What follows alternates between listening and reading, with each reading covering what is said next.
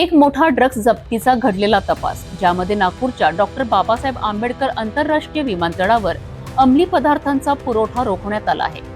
तपास पथकाने गंभीर कारवाई करत एक मोठा गुन्हा उघडकीस आणला आहे। बघूया सविस्तर माहिती। दिनांक 3 मे ते 4 मे दरम्यान डॉक्टर बाबासाहेब आंबेडकर आंतरराष्ट्रीय विमानतळ नागपूर येथील कार्गो विभागात एक संशयित पार्सल प्राप्त झाले।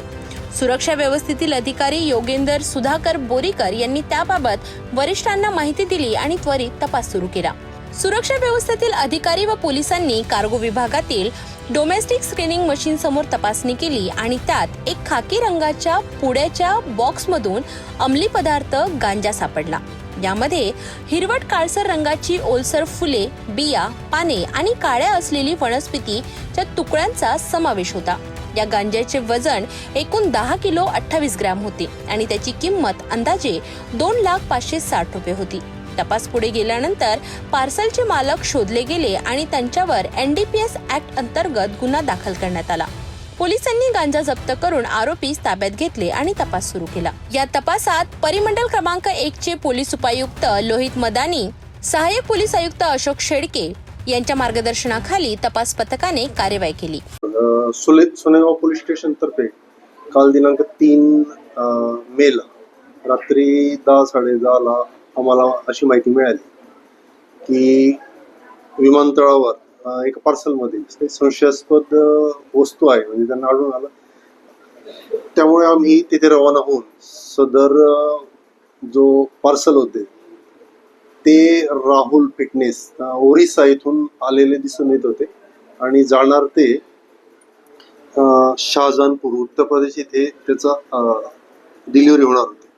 त्याआधीच आम्ही ते चेक केले असता तर गांजा सदृश पदार्थ म्हणजे गांजाच त्यात आढळून आला। त्याचं वजन केलं असता तो जवळजवळ 10 किलोचा आणि पॅकेज सहित 12 किलोचा होता। त्यावेळी आम्ही कारवाई करून सदर गांजा जप्त केलेला आहे आणि ओरिसा इथून जो कांताबाजी या गावातून तो आलेला होता, तेथे राहुल फिटनेस या सेंटरशी संपर्क केला।